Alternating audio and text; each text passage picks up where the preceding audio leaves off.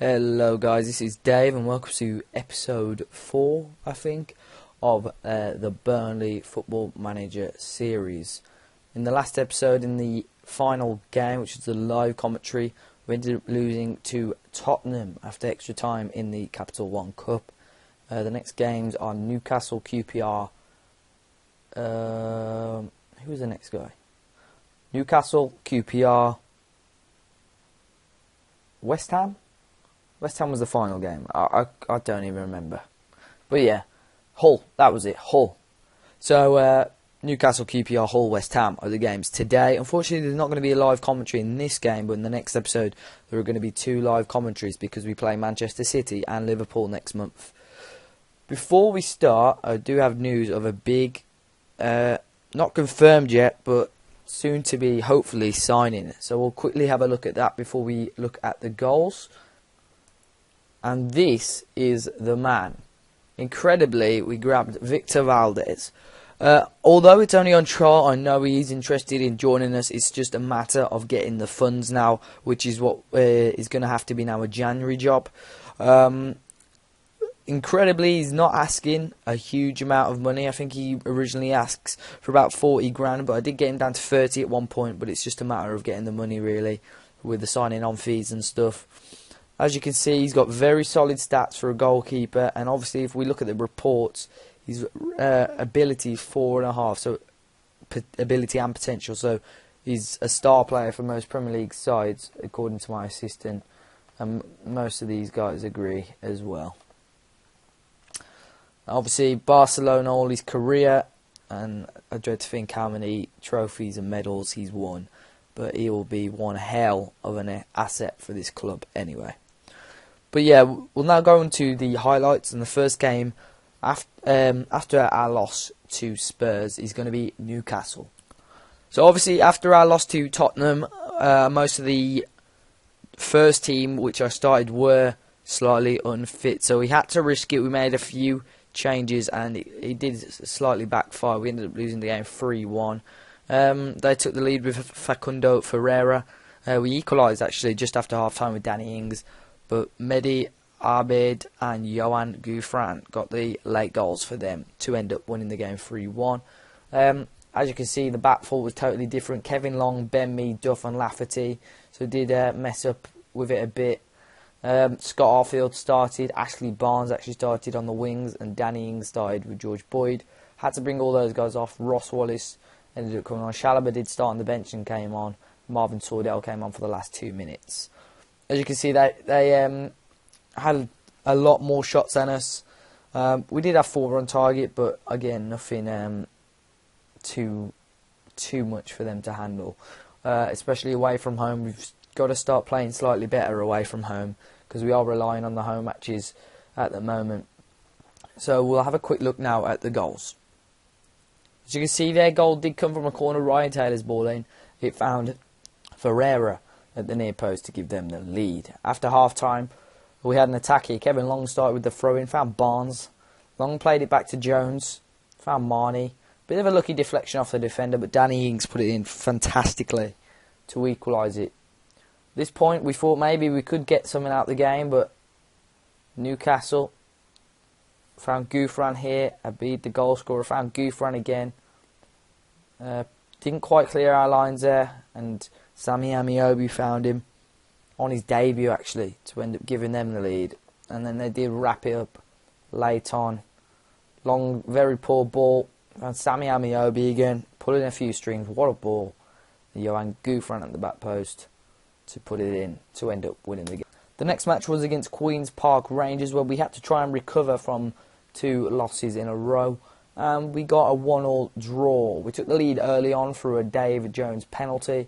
Matty Phillips equalised in the just after the half-hour mark. They had 2 bookings in the end, but again at home we're looking very, very decent. Had slightly more possession than QPR, and we had a lot of shots. We just need to start getting a few more on target, testing the goalkeepers a bit more, and maybe getting a few more goals. Man of the match was Matt Phillips for them. He did have a very good game. No standout players really for us in this game, despite, you know, having 19 shots on goal. So we are going to now have a look at the goals again. So as you can see here, we had the attack. Stephen Ward's ball in, and Boyd, as he got the ball there, was fouled, and the penalty here was taken by Dave Jones, our central midfielder, and put into the bottom left corner to give us the lead.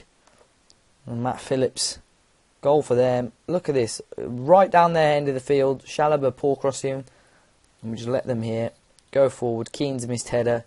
Vargas, QPR got us on the counter here. Hoylett, what a ball, and Phillips beats Heaton at his near post. So overall, a 1-1 victory, 1-1 draw. Again, we probably, hopefully, on a different day would have won. We beat them in the cup, but unfortunately on this time around we couldn't grab all 3 points. So we'll now have to go on to the next game against Hull City.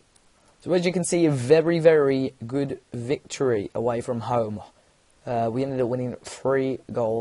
We actually took a 2-goal lead. George Boyd and Michael Kitely grabbing 2 fairly early goals, and then Hull pegged us back to 2-2. Sonny Aluko and Paul McShane with a screamer to make it 2-2.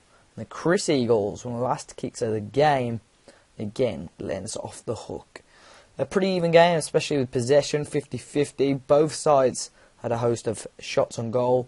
They had 21 with 10 on target. We had 16 with 9 on target. They did, as you can see, pull off a lot of fouls. They had 19 fouls in the end. George Boyd got man of the match yet again and got 1 goal and 1 assist. We actually played with an attacking midfielder this game. We started Pablo Aimar just behind the forward and played 2 central midfielders. So it seemed to work quite well because he came off just after their first goal. And then we did concede again, but obviously we scored to get the winner in this game. Unfortunately, Kitely got injured. He played pretty well up until half-time. So obviously he grabbed the goal, so it was a big blow for us. That probably caused us. We might have got a few more if he was still on the pitch. But obviously Chris Eagles, a substitute, ended up getting the winning goal. We'll have a quick look at the goals now. As you can see here, we started from the left-hand side. Ward found Boyd. He actually lost out to McShane, who found Abel Hernandez. Hull had a little chance here, but Trippier intercepted, found Michael Kitely. Loads of room at the back post. And found Boyd, whose header perfectly went into the opposite side of the net. The second came courtesy of Michael Kitely. Fast forward it a bit there. Shackle found Ward. Back into Dave Jones. Good passing again. Actually started Jutkiewicz to this game at the time. Danny Ings was injured. His effort hit the bar. And it fell back down to Michael Kitely, who made it 2-0. After half time now, we had another attack. Second game running, we did this, had an attack, and let them break onto the other side of the pitch pretty easily. Brady's ball in was poor. Tom Heaton plucked it out. But here, Boyd couldn't win the header. Livermore picked up Aluko. Livermore. Hernandez's effort was saved, and Aluko easily put it into the back of the net. At this point, I was quite worried that stopped us from playing the attacking mentality, pegged us back to standard.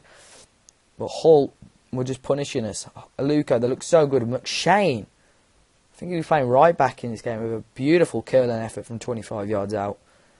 And an equaliser with just 6 minutes to go. But it wasn't to be the equaliser in the end. Boyd's header again saved. And Chris Eagles got the winning goal. So a solid victory for us.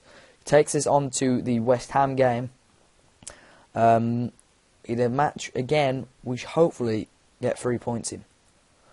So away at West Ham, and it wasn't a very convincing performance at all. We ended up losing 3-1. Stuart Downing grabbing the first goal of the game. Then Maro Zarate and Morgan Amalfitano getting the goals for West Ham. And Chalobah got a consolation goal with 10 minutes to go after a very, very well-worked corner from ourselves. Man of the match ended up being Stuart Downing, putting in a very decent 8 out of 10 performance. West Ham had 13 shots, ourselves we only had 7, and we've only 3 on target. We had slightly more possession, but West Ham beat us on the day. We'll have a quick look at the goal. So we started at a free kick from Dave Jones. Ball came back in and Adrian saved it. And again, they got us on the counter. Trippier headed it up, poor header. Noble found Zarate here. Onto the left-hand side, back to Creswell. Good ball in, but very poor defensive header from Ward, who's down and just put it back into the back of the net. Now, after half time, this is when they grab their second. Again, Chrome Deli here on the wing. Ward with the poor interception. Again, Jenkinson got the ball in. And Zarate beat Heaton again at his near post to make it 3-1. 2-0, sorry, not 3-1. Cresswell here. This was the third goal. Downing, great ball in. Don't know what Heaton's doing, but Amalfitano made it 3-0. And here is the well-worked corner. Arfield put it in. Eagles to Chalobah. And he beat everyone towards the near post there. Very powerful effort on goal. So, not the best way to end off the episode, but we'll go on to Leicester now in Tuesday. Let's start the next episode. We're going to have a quick look at how we're doing in the league. As you can see, we're 9th after 13 games. As the odd team with the game in hand above us. A win would have been ideal. Would have taken us potentially into the top 6 at the end of the game week. Goal difference of -3 isn't too attractive either, but we've won 6, lost 6. I think that if we can keep that ratio up until the end of the season, we'll very, very comfortably stay up. Have a quick look at the players' stats. Eto'o, 10 goals. He's the top goal scorer in the league. And Hazard on the assist. Michael Kiteley's actually third there. Michael Keane has got the second most yellow card, level top yellow cards in the league too. So hopefully in the next episode we'll have a look. We'll get through all of, hopefully December's games. There is quite a few there from Leicester to Spurs. We've got 6 games with 2 live commentaries in the Liverpool and City. Leicester, obviously, we hope we can win that game. They've got a few players injured. Not too sure how Leicester are doing. I think they are bottom. Oh no, they're 12th. They're doing all right. So Leicester, hopefully we can win there. Liverpool and City are going to be tough games. Palace, hopefully we can win. Villa, hopefully we can put a good performance in. But Spurs, again, another tough game. So hopefully if we can get 9 points from December, it would be ideal. Obviously more is always better. Still yet to know who we're playing in the FA Cup 3rd round. Not too sure when the draw is for that. 8th of December, so we could probably do that in the next episode just after the Liverpool game. But thanks for watching, guys. If you did like the video, give it a thumbs up. Subscribe if you're new around here, and if you do want to leave any feedback, always comment. Thanks for watching, and I'll see you soon. Cheers, guys.